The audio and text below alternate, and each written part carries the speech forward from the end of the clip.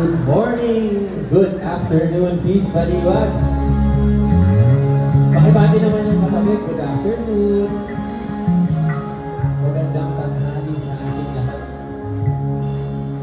Grabe, no? Sino nandito yung nag-misa kanina? Nag-misa. Dami nag-misa, no? And sinabi ni Father, walang sino man ang nabubuhay para sa sarili lamang. Tama? And we need this community. So mga nagtataka, mga napadaan, ano nga ba yung ginagawa natin dito? Bakit pa natin kailangan ng feast, the feast after ng misa? Because sabi nga ni Father, we need a community. Yung mga taong nagpe-pray para sa'yo, yung mga taong nakakausap mo, yung mga taong handa kang yakapin, handa kang tanggapin sa kung sino ka man. Amen? So pakibati naman yung katabi. Hi, friend! Pwede ba tayong tumayo? And we greet one another. Batiin mo yung hindi mo pa nakakausap ever. Yung mga bago mo ka. Hello! Hi, Peacers! Hello, first-timers! You are loved. You are welcome. You are welcome here at the feast. Amen? Ready na ba kayo? Praise the Lord! Hindi ko naririnig. Ready na ba kayo? Praise the Lord for this week. Come on, let's do this. In the name of the Father, and of the Son, and of the Holy Spirit. Let's praise Jesus, because He deserves to be praised. He is faithful. He is loyal to us. He is faithful to His promises.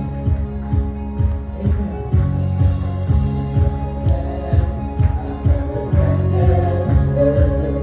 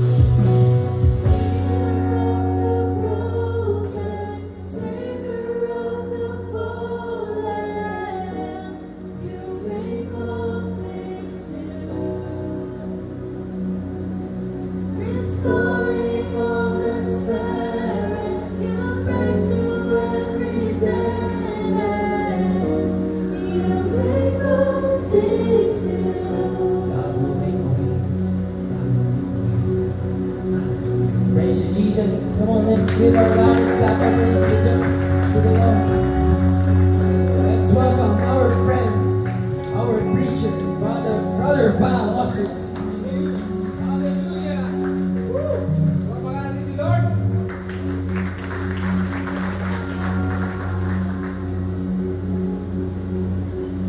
Yan.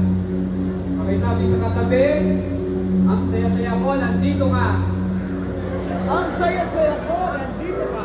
Ang saya-saya ko, nandito ka. Yes. Pagpapala natin ang worship team. Grabe, napakaganda ng worship team. Then, mga guest servants natin ito mga to. From Peace Malolos, palapakan natin Peace Malolos. Thank you. Thank you sa inyong service. Tulong sa amin. So welcome to the Peace. Welcome to our top series, Dear Prodigals. Nasa top 5 na tayo ngayon. Ang title ay Go Back to the Father's Heart. Pag-iulit? Father's Heart. Let's pray a favorite prayer of the Peace. And the Father, and of the Son, and of the Holy Spirit. Amen. Today I receive all of God's love for me. Today I open myself to the unbounded, limitless, overflowing abundance of God's universe. Today I open myself to God's blessings, healing, and miracles. Today I open myself to God's prayer, so that I become more like Jesus every day. And today I proclaim that I'm God's beloved. I am God's servant. I am God's powerful child. And because I am blessed, I am blessing the world. In Jesus' name, amen. Amen. Maraming si Lord. Let's visit for a while, everybody. At medyo mahaba ang introduction na. Yan. Napakaganda. Go back to the Father's heart. Okay na po mag-umpisa ako sa story, okay na? Yes? So, when I was in college, medyo matagal to college. So, sa college, I've studied sa Dagupan, mga 90s, early 90s. So, noong early 90s, ang mga forma, t-shirt lang, tapos pantalon. Alam niyo yung pantalon yung dinudugtungan dito? Nakapag niyo ba yun? Tapos sapatos, kaya mga ganyan, Chuck Taylor, ganyan. Parang ganito lang yung forma nun. Ang gusto ko sana sapatos na yung mga original, yung mga rubber shoes. Ay, mga Nike, di ba? Sarap yung Nike. Pag nakakita ko ng Nike, naglalaway ako ng Nike. Pero, hindi ako, sa madaling sabi, hindi ako nakaroon ng sapatos ng Nike ng college. And, good thing naman, nung nakapasok ako sa pamantasang malapit sa airport, sa Baguio, ayan, libre yung sapatos namin, grabe, brand new. Tatanda ko patatak, A6. Ang ganda, ang sarap isuot. Ang sarap gamitin pag tumatakbo ka. Tapos ang good news, every year bago yung sapatos ko. Every year, for 4 years, bago. Ang saya-saya talaga nun, no? Mga brand new, pasok na ako ng Nike, Adidas. And then, nung pag-graduate, nag-schooling kami ulit. Tapos, syempre, kailangan ng rubber shoes. Kaya sa akin, anong binili kong rubber shoes? Kaya sa akin, ano? Ganito. Chuck Taylor, pang takbo. Pang takbo talaga. Kasi, isang naisip ko ngayon, yung itong sapatos na hindi naman ito design sa pang takbo eh. Kaya siguro kung pag-reklamo ko, grabe ka naman, Mr. Austria. Pinagamit ko ako sa takbo eh, pang ano lang ko, pang casual lang ako eh. Kaya pang casual lang ako ito, bakit ako gagamitin sa takbo? Diba? So, bakit ko binakwento to? Bakit binakwento to? Alam niyo kung bakit? Ay sa akin, bakit? Wala lang, gusto ko rin yung kwento. Kasi ibig sabihin na, pag ginagamit ko yung isang bagay na hindi naman para doon sa ano na yun, di ba parang binabayunit yung design niya. Nag-design ako sa panglakad lang, hindi ako pagtakbo. Parang yung ano, yung screwdriver, ginagamit ng pangpukpok. Mali yun, di ba? Masisira ito eh. Hindi yun. So, ganun din yun. So, ako naniwala ko na si God is a designer. No? God is a designer, di ba? Amen? Niwala mo tayo doon? Hindi siya gumagawa ng bagay na out of impulse. Hindi siya gumagawa na without perspective, without plan, or pattern. And meron divine design sa lahat ng ginagawa niya. Sa sa lahat ng ginagawa niya, pero divine design. Tumingin sa katabi, tingnan mo yan. Tingnan mo katabi, sige lang, tingnan mo. God design ba yan? Tingnan mo lang. Diba? God design yan. So, pag si God nag-create ng something, no? He writes His original purpose. Yung mga atom, mga cell, mga fiber, no? Sama-sama yan, no? Kahit ano man yung ginawa ni Lord, napakaganda yan and perfect yung ginawa ni Lord. Naniniwala ba tayo doon ang ginawa ni Lord ay perfect? Yes? Yes! Lahat yan, mayroong mga purposes yan sa natin na nalaman. Isa nga, mapapawaw tayo sa mga ginawa ni Lord eh. Pati ninyo, sino dito minsan pag tumitingin sa sunset na papawaw? Sunset, wow, ang ganda. Ganon yung mga ginagawa ni Lord, no? So, when God designed you for a purpose, you must respect this God-birth design in you or you're in danger of your existence. Isa man ka. Kaya minsan napapansin nyo, no amount of possession, material yan, no? Na talagang makakapagpasaya sa'yo. Wala, no amount, no? Ano man, pleasure, pride, power, hindi ka mapapasaya dyan. Pero akong kwento naalala. Meron isang mayaman, naging bilyonaryo. Ragstorija siya. Kasi nung mahirap pa siya, ang akala niya, pag yumaman siya, magiging masaya siya. So nung nagsumikap, sobrang yaman, naging billionaire. Dollars, ha? And then one day, nagsisik pa rin siya kung paano talaga maging masaya.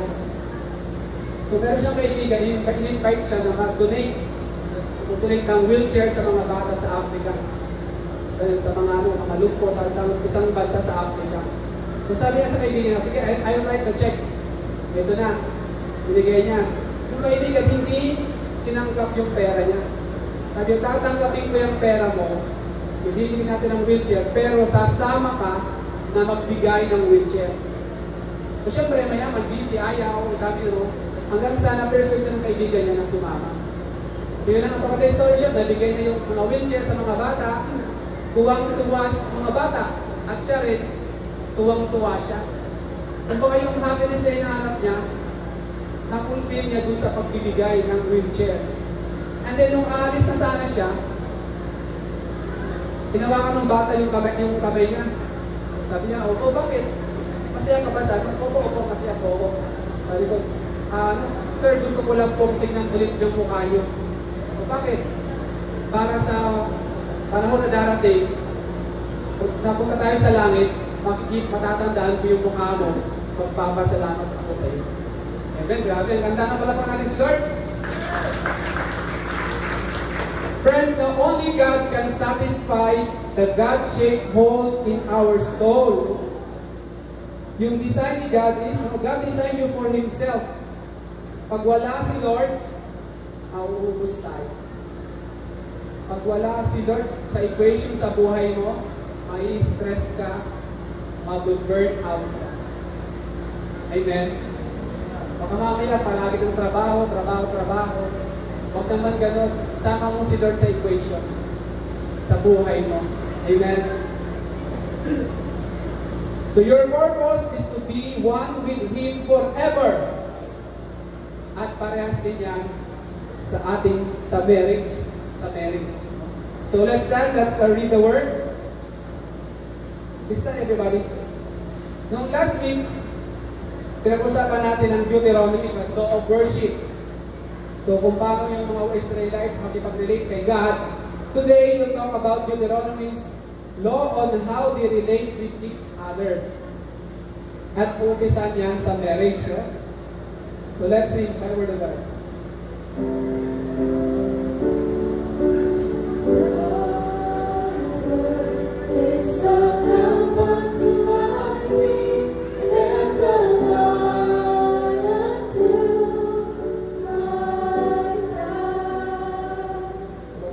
Deuteronomy 24 verse 1. If a man marries a woman who becomes displeasing to him because he finds something indecent about her, and he writes her a certificate of divorce, gives it to her and sends her from his house.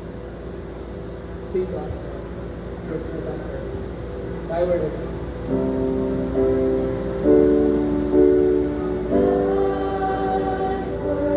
It's a lamp unto my feet and a light unto my path. Labakan natin si Lord. We praise you, God. We glorify you, Lord. Let's be seated, everybody. Okay, sabi sa katabi, makausapin ka ni Lord ngayon.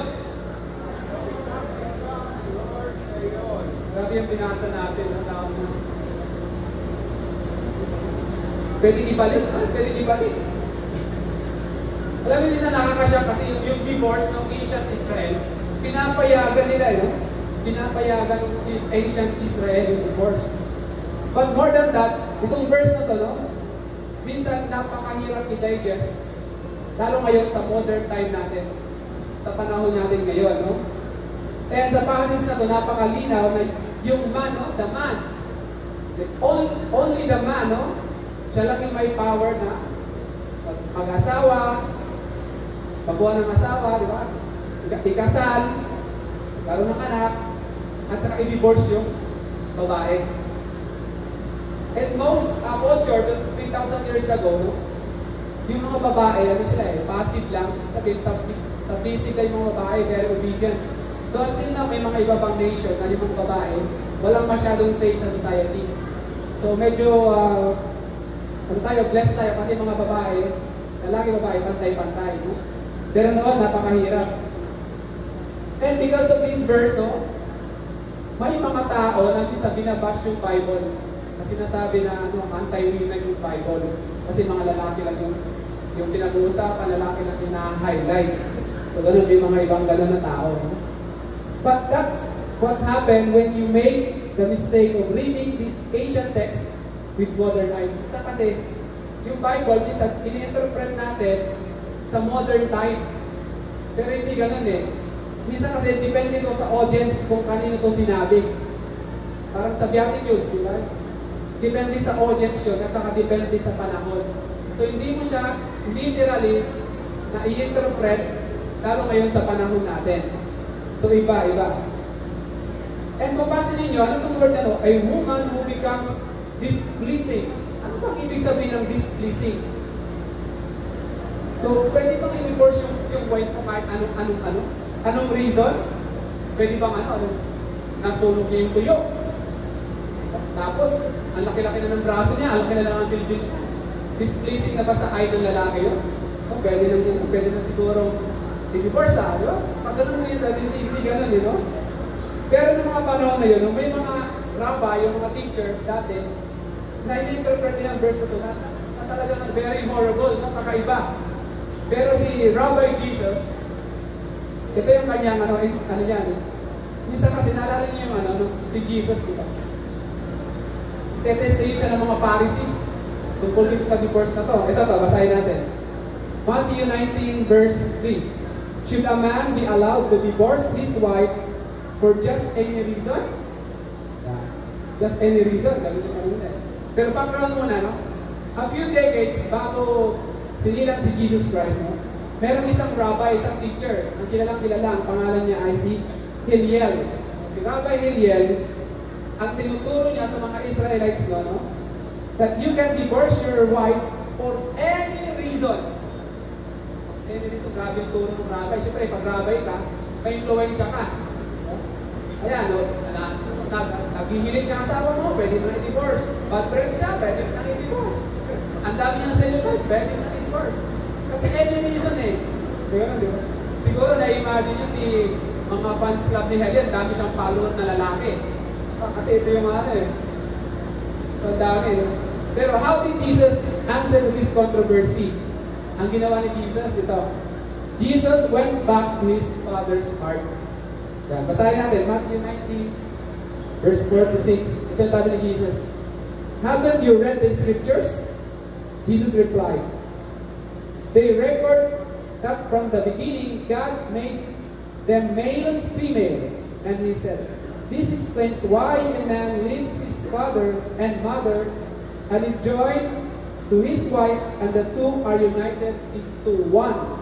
Two united in one. Since they are no longer two but one, let no one split apart what God has joined together. So listen to this. If you're confused, minsan ako confused, di ba? Yung part ng Bible, yung nakaka-confused na verses yan. Do what Jesus did. Ano yun? Go back to God's original purpose. Go back to the Eden. Go back to God's heart. Minsan, pag nga, sino dito minsan ako confused pag magbasa ng Bible, taas kamay. Wala nababasa, kunti lang. Pag na-confused kayo, gamitin yung lens ni Jesus. Si Jesus, paano kaya babasahin ni Jesus ng Bible? Paano kaya i-interpret ni Jesus? Ganun yun, no? Ganun yun. So according to the Eden story, no, divorce was an exception. Because from the lens of the book of Genesis, God wanted marriage to be His imago Dei. Alam mo imago Dei? Image of God. Ibig sabihin, bawat marriage dapat nakikita si Lord sa marriage. Amen? Alam pa natin si Lord? And as a Catholic, tayo mga Katoliko, we believe God is a community. It's a Trinity. God the Father, God the Son, God the Holy Spirit. That's why marriage, ang marriage is another community, no? A community of love na nire-represent ni God mismo. And our marriage, hindi naman lang yung pang-human thing ang marriage. Kasi ang marriage, ikaw, asawa mo, tsaka si Lord. Tatlo dapat kayo. Kaya, huwag niyong awayin yung asawa niyo. Sino din pinaaway ang asawa? Taas kamay. Minsan. Taas kamay minsan. Inaaway ang asawa. Minsan. Yung asawa ko nila tataas ng kamay. Hindi ang tapit na ako. Okay lang yung mag-away na. Huwag lang sobra. So when God created marriage, He designed it for His glorious purpose. May purpose si Lord sa pag-create ng marriage. Kaya kapag gumawa ka ng kalokohan, ng kababalaghan, sinisira mo dahan-dahan ang marriage. Dahan-dahan, hindi ko sinasabing agad-agad. Pag gumagawa ka ng kababalaghan, kaya mag-ingat. Mag-ingat kasi mananagot ka sa Diyos at sa asawa. God says, marriage is forever. Hindi ba tayo? God is, no? Sabi ni Lord, marriage is forever. My forever. My forever. So meaning, yung divorce is not an option to flippantly used when things become rough, no? Hindi dapat siya gagamitin para pang disrespect lang, no? Hindi, no? Maraming mga marriage ay naginiwalay. Bakit? Kasi sabi ni isa, nahihirapan na ako. Nasasakal na ako. Give me space! Space. Muna ako, parang gano'n, no? Yung iba sabi, hindi, kasi ano eh, we fell out of love. We fell out of love. Actually, sa marriage, we fell out of love ka many times. Pero dapat, mag-all in of love ka din. Hindi lang fell out. All in pa rin. All in pa rin palagi. Isa yan, yung iba naman sabi, nag-board na ako. Board na ako sa asawa ko, board na ako, iwalin na ako, board. Pero sa totoo lang, hindi siya naboboard sa asawa niya. Naboboard siya sa sarili niya. Meron siyang problema. Pansin niyo, yung mga tao na nag-criticize, bada siya niya. Nakakalimutan nila na sila mismo ang may problema. Sila mismo ang problema. Ganun.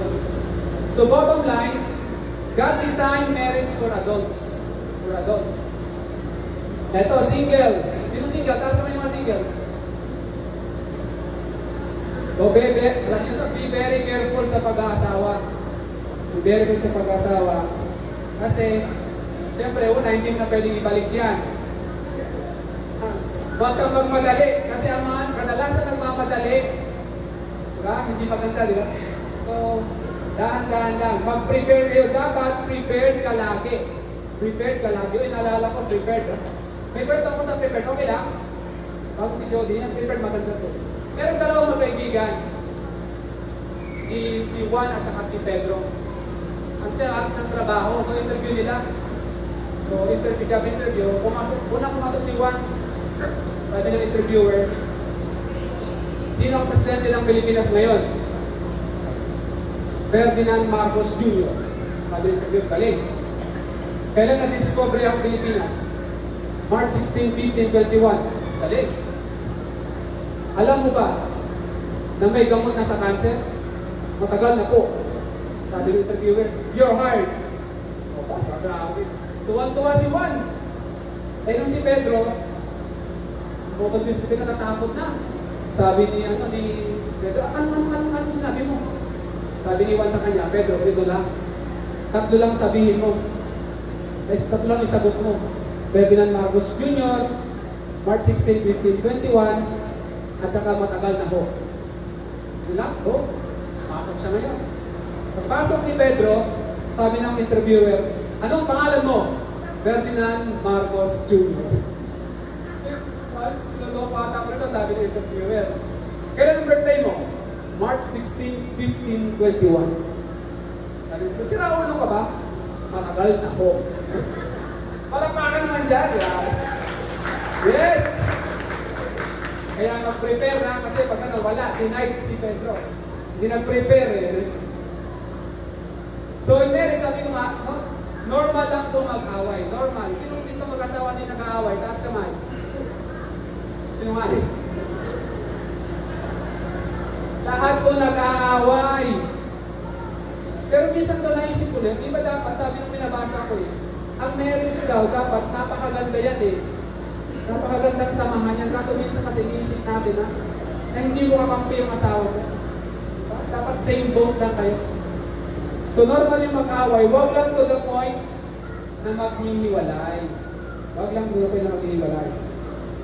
Sabi ko nga last time, dapat ang sa relationship, 100 to 0 ang formula. 100% ay ibibigay mo sa relationship mo. Huwag ka nang umasa kung ilang percent ang ibibigay ng asawa mo.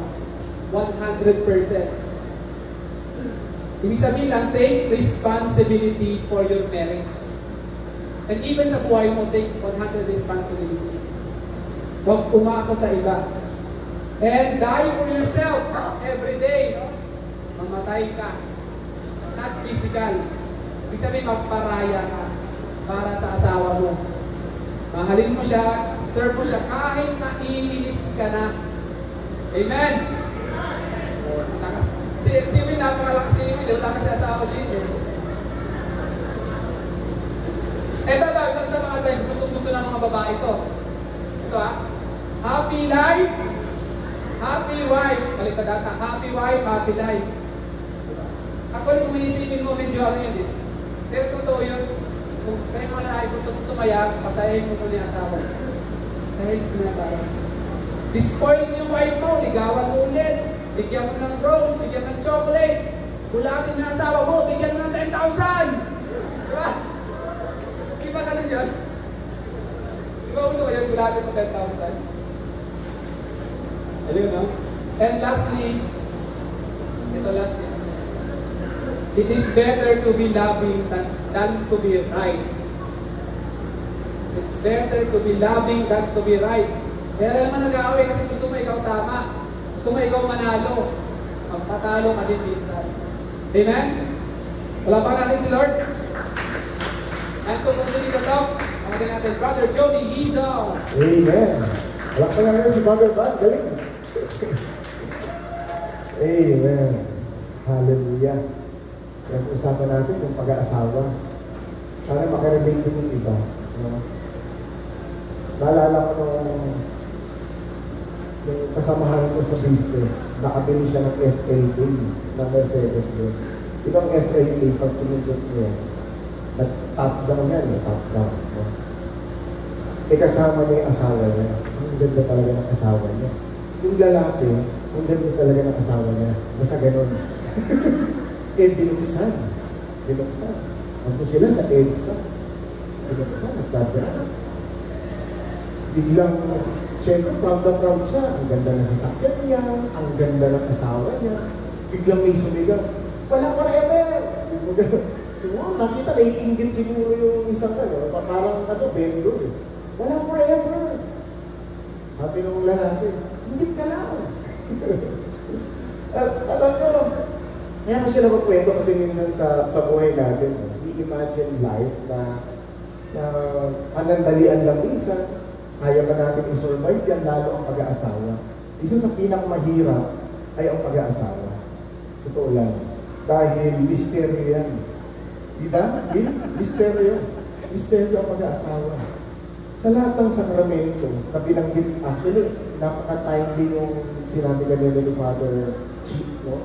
Na minsan nga yung commitment kasi sa mag-aasawa, yan yung kaya tumatagal na mag-aasawa ng mga kabataan ngayon. Probably, in passing sila, sabihin na natin na yung iba nga, hinahayaan na lang nila, yung iba nga, naglilipin na lang nila, ayaw muna nila magkasawa, kasi siguro nga, because of the commitment. Pero ako naniniwala na ang pag-aasawa ay banal talaga to. In all the sacraments, out of the 7 sacraments, lahat siya active. Pero ang sakramento ng kasal, alam niyo, when you do the act, it become a sacrament. Alam niyo ba yun? Nagiging sakramento talaga ang pag-aasawa kasi Trinitarian yan. Kasi you and your wife and God. Kaya talagang sinabi kanina ni Brother Val na ang pag-aasawa ay talagang siniseryoso na. Hindi pwedeng sabihin na natin na hayaan, hindi mo siya hindi mo siseryoso. Yan talagang hindi sa commitment. Kaya hashtag my forever talaga. Ay sabi nga sa atin yung hashtag my forever. Totoo yan kasi tayo ngayon, we live in a world of nasa feelings lang kasi. Yung pakiramdam lang, pag wala na, di ba sinabi namin Brother Val, di ba, nalaman ko na ngayon, ang lakas pala pumilig, hihimulayan mo na ba yan? Hindi. Di ba? Ang lakas pumilig. Talagang yun na sinabi ko kasi talagang ako yun. Di ba? Malalaman mo na lang, yung asawa mo, ganyan pala. Mabahong hili niya. Di ba? Hindi na nagtututati, nagtututras. Pero ba, hindi na. No? So, I mean, hindi mo pwedeng isulihan dahil ang marriage is a commitment. Sabi nga dito, forever in marriage is not a ring. Forever in marriage is a longing of each heart. Longing of each heart. And forever, sabi ko na kanina, it is not a sentiment. It is a commitment. Sabi nga, forever is not a sentiment. Sabi, forever is not a sentiment, it is a commitment. Kaya Brother Jody, ba't ba ito yung pinag-uusapan natin ngayon? Kasi in Deuteronomy, nabanggit ko, at gusto ko nang maintindihan po natin na each one of us kasi, lalo na pag nagbabasa na tayo ng Bible, sabi na nga kanina ni Brother Val, hindi talaga pwede natin literal na basahin. Because during those time, kaya sinabi yan ni Moses, yung divorce na sinasabi kanina, no? Ito, when did Moses command what gives certificate of divorce and to send her away? No? Alam ba talaga ang divorce nung mga panahon nila? Alam ba talaga yan? Yun ang question eh. Kasi binanggit siya ng Old Testament. Tapos nung si Jesus Christ na, sinabi niya hindi pwedeng magkahiwalay. Hindi pwede. Tanong sa akin, bakit kaya nabanggit ni Moses yun ng Old Testament? Ito sa akin, why? Because of your hardness of heart. Because of the hardness of heart. Dito na pala yung natin.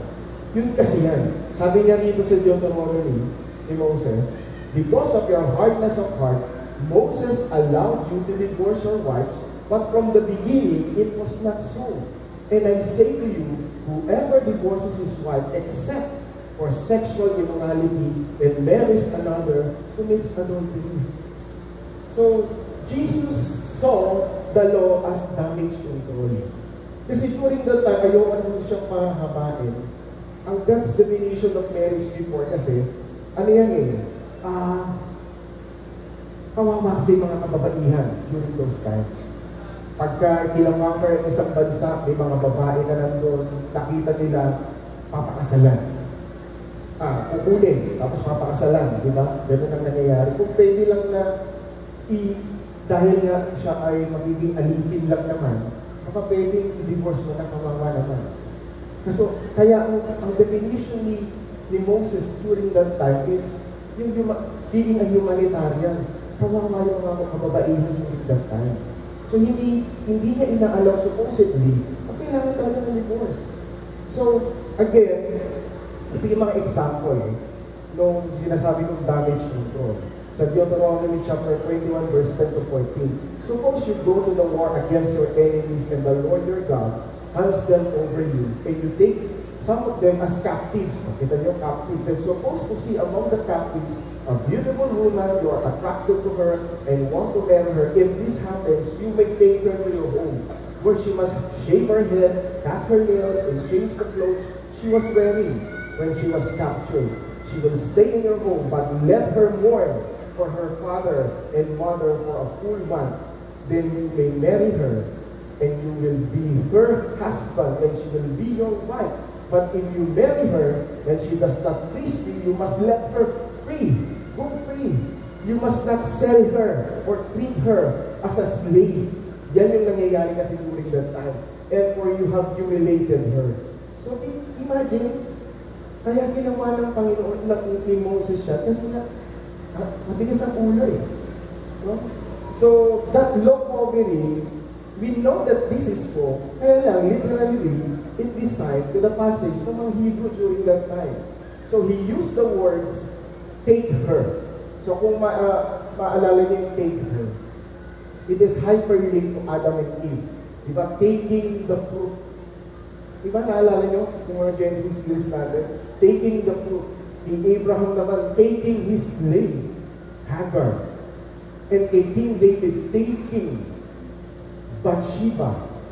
Yun sa nagkasala. So, let me clear you, go back, ang ginawa ni Christ, go back to Eden, go back to God's heart.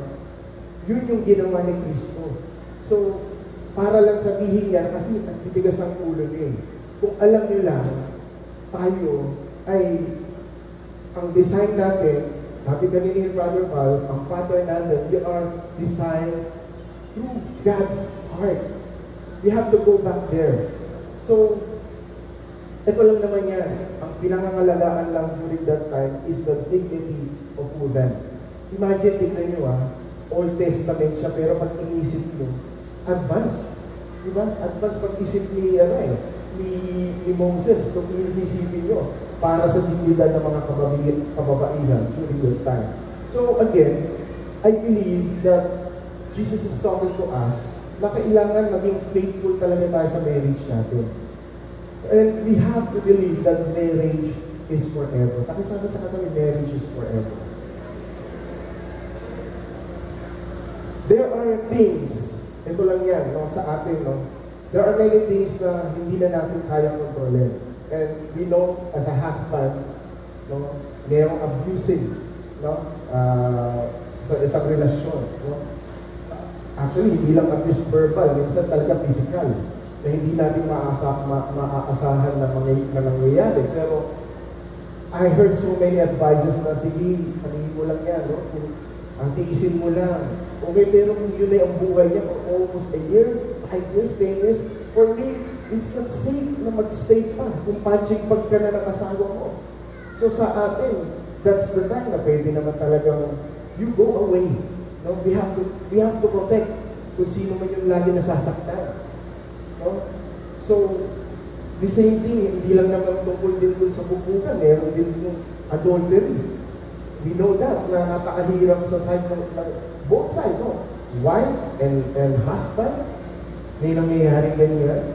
So, we need kung pwede, kung halimbawa na huli, pinagsisihan, they have a clear, sabihin na natin, na real repentance. Sige, okay, pwede for reconciliation, pero talagang paulit-ulit, ay hindi na pwede. Siguro, again, protection pa rin para sa isa't isa kailangan. So, separation is a option. Separate in a way. So, we have in this situation, na sinasabi ko po ngayon, no? Alam ko medyo seryoso po yung usapan natin ngayon, pero ang gusto ko lang maintindihan po natin, ang gusto sabihin ng Panginoon, receive His mercy. No? Receive my mercy, sabi ng ni Kristo, receive my mercy and restoration, mercy to forgive your sins, and restoration to live a new life. Alam niyo ang gusto ng Panginoon? Mag-heal tayo. Mag-heal. Alam niyo, dito po sa The Feast, we are so blessed kasi lahat ng ganito na pag-uusapan. At least minsan, di ba, you have a clear mind and heart na minsan nare-realize mo yung mga dapat mo gawin sa buhay natin. And dito minsan natin nakikita yung mga aral na gusto natin tanggapin sa buhay. At dito rin yung nakikita na tinatanggap kayo kasi nga, you are loved. Kasi sabi nga sa katabi, you are loved. Palakpakan natin ang Panginoon. And for me, ang stand ng ating our Catholic faith, no? the Catholic pastoral response na para dito sa marriage failure na nangyayari, ang meron kasi talaga tayo church annulment. And if you want that, na may ganyan na nangyayari, if you have friends, common friends na ganyan na nangyayari, i-advise nyo na pumunta sa nearest diocese para mas mapag-usapan ang gusto. Kasi available naman talaga ang church annulment. So again, ulitin ko, ang church annulment is different from the divorce. Ang church annulment is dissolving a marriage but confirming that there was no marriage na nangyari. Yun po ang annulment. Kasi ang divorce, yung itigil mo, papawalan mo ng visa, mawawala yung kasal. So annulment is ang ginawa natin, yung no marriage has taken place in the first place. Yung po yung annulment. So, may malaking discussion po ito, pero ang gusto ko lang i-advise mo talaga, if you have friends na need for annulment, pwede natin silang i-refer sa nearest diocesan office natin dito sa ating simbahan. Kaya sabi nga kanina ni Brother Val, ang pag-aasawa ay hindi biro. If yung pagpapakasal ay it's a complex, sabihin na natin mahal ang pagpapakasal. Sino naniniwala mahal ang pagpapakasal? Taas ang kamay. Mahal, di ba? Mahal. Mahal din ang maghiwalay. Kung ganun nga kaya nga kailangan, pinag-iisipan ang gusto. And it is really a commitment. I like what Pope Francis said in 2015. Sabi niya dito sa Vides Ludens Dominus Eius, moved by pastoral charity, I have decided to reform the process of declaring the nullity of marriage so that it may be quicker, less expensive, and more accessible to the faithful. Kaya nga, tingnan nyo, ito na, unti-unti. Tinutulungan na nga tayo na simbahan na ma-implement yung kailangan natin para sa ating bansa. You know, dahil halos 2 bansa na lang ata ang hindi na nagano ng divorce sa atin. Philippines at saka yung Vatican. Hindi tayo nag-aalaw ng divorce. And we have to honor that. Palapakan nga natin ang ating simbahan kasi pinoprotektahan ang pag-aasawa. Give me all stand. You know, Jesus saw the law from a different lens. Nakita niya na ang pag-aasawa ay kung nahihirapan tayo for the commitment, we have to go back to God, our Father. Alam niyo ang pag-aasawa, marami nagsasabi na bakit ang pag-aasawa daw sa Catholic? Bakit hindi tayo nagpapakasal sa beach? No? Meron mang nagtatanong sa iyo, sana gusto mo magpakasal sa isang magandang resort, doon na lang, father, baka pwede doon na lang. Maraming ganyan Kung pwede lang, bakit pwede ba sa Boracay ako magpakasal, tapos father, okay lang na, yayain ka na doon. Alam mo sabi sa akin ni father, nung tinatanong siya, father, ba't hindi tayo lang yung gano'n na hindi nakakapagpakasal outside the church? Alam niyo ang reason? The only reason is kailangan dahil tayo ay nasa simbahan. Kailangan we are on the foot of the cross ng ating Panginoong Jesucristo pag nagpapakasal. It is a reminder na kayong dalawa ay nagsasama sa harap ng ating Panginoon, sa kanyang inang simbahan. Diba, lagi binabanggit ng Panginoon na ang church is also His bride, the church. And I remember this passage from the Bible. Kailangan kasi natin talaga, we have to refresh ourselves, bumalik talaga tayo kay Kristo. Always, we have to go back to our Father's heart. Kung tayo ay nahihirapan, kung tayo ay nagkakaroon ng problema, kung tayo ay merong sabihin na natin na agam-agam, lalo na sa relasyon.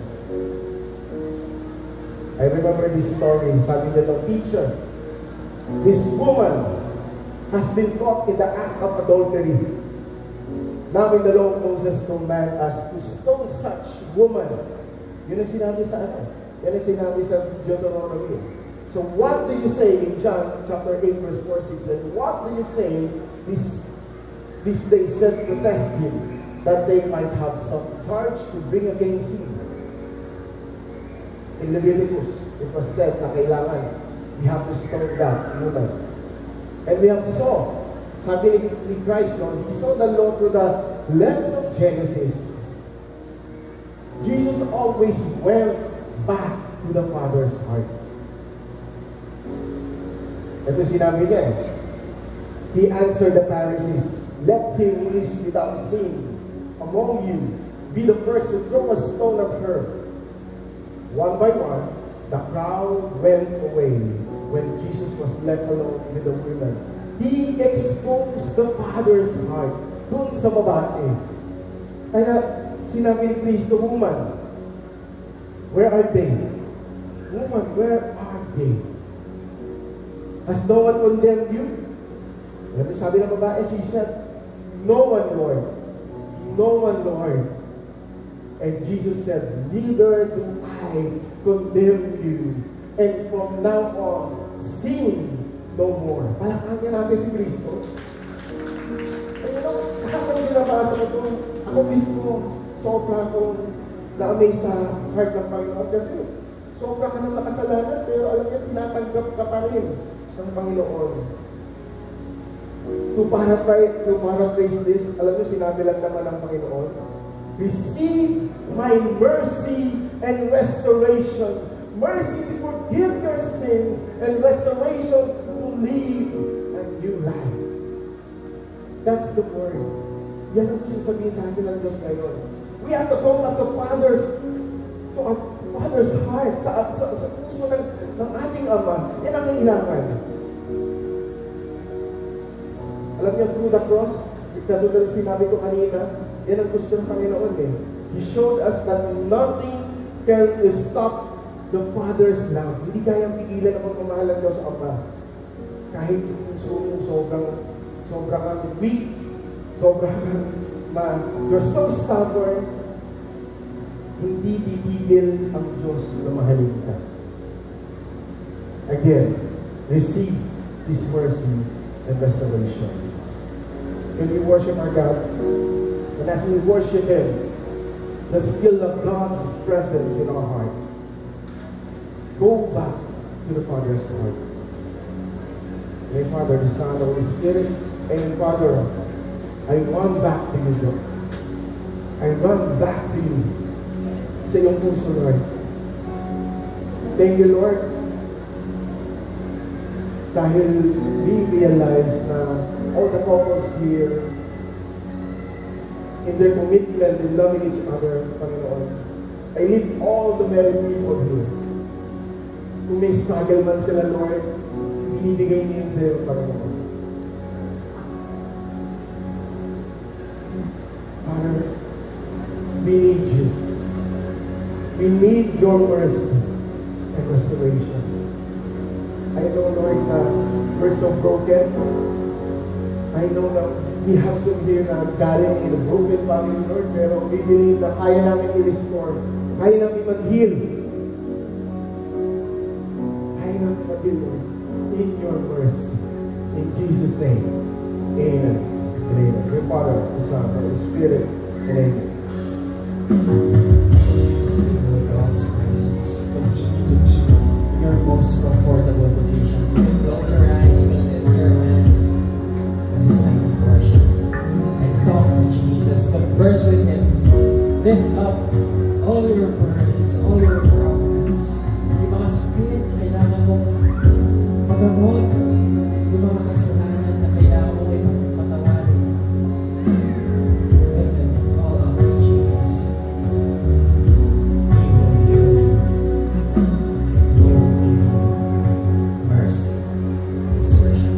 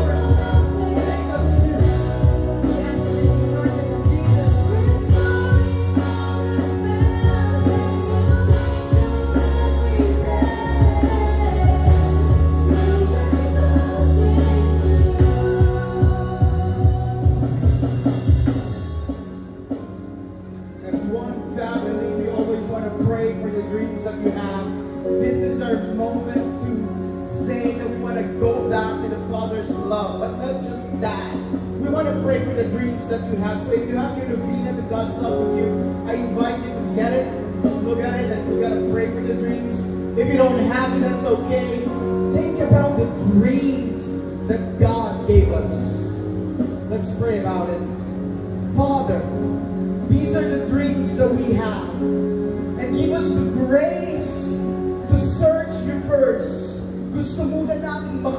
sa'yo above everything else. Help me to find you in the dreams that we have. We know that the best is yet to come. We know that our best days are still out in front of us. And because of that, we know that our dreams will happen in your time and in your way, in Jesus' name. If you're ready to proclaim your dreams, proclaim your faith to Jesus, come on, sing your loudest worship. Oh God, I cry. Cry it out to Jesus. Come on, sing. I believe in Jesus. I believe in you, Lord. Surrender. From this day forward, we surrender to Jesus. One more time. Oh God, I cry out.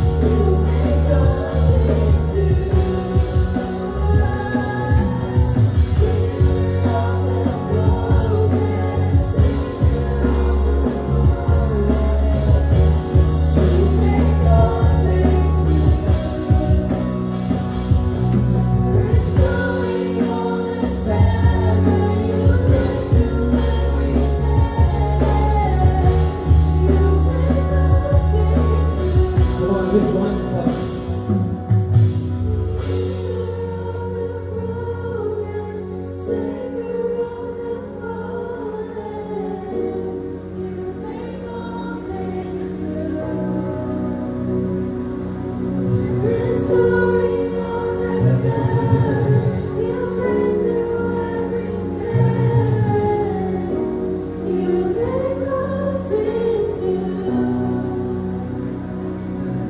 Let's praise God. Praise Jesus. For He is faithful. Thank you, Jesus. Hallelujah. Praise the Lord. Yes. Na-bless ba tayo? Na-bless. Sumigaw ako na-bless. Thank you. Kung tayo sa dali, baka tayo mag-love offering. Sino po yung mga walang envelopes? Mga envelopes na po ba tayo? So, kung mga envelopes, taas ng kamay. Kasi Christy dito. Ayan. So, we hope na kahit pa paano natuto tayo about sa marriage sa ating talk ngayon. And sana po i-share natin sa ibang tao. So, maraming salamat po sa pag-attend. Hopefully, i-share nyo po next week. Kung pwede lang po, mag-invite tayo ng mag-attend sa feast para tinan nyo po sa likod nyo, marami pa po makante. So, napakaganda po kung marami tayong mga na-invite na experience din yung na-experience natin dito. Amen. Alright, so, are you ready? Please stand. Pray natin din about bring them the Father, of the Son, of the Holy Spirit. Amen. Father God, we praise and glorify you, Lord. We thank you, Lord, sa lahat po ng blessings na pinagkakalugin sa amin, sa buhay namin, sa aming pamilya, sa aming marriage. Maraming salamat po, Panginoon. Lord, dinadalangin namin na Continue to bless us, Lord. Sa lahat ng aspeto ng aming pamumuhay, sa aming health, sa aming relationship, sa aming finances, sa aming marriages. Maraming salamat po, Panginoon. And we also pray, Lord, sa aming love offering. Bless this, Lord. Mag-multiply ito at magamit sa iyong mga gawain, Panginoon, dito sa mundo. Thank you, Lord. In Jesus' name we pray. Amen. With joy in your hearts, let us give to the Lord.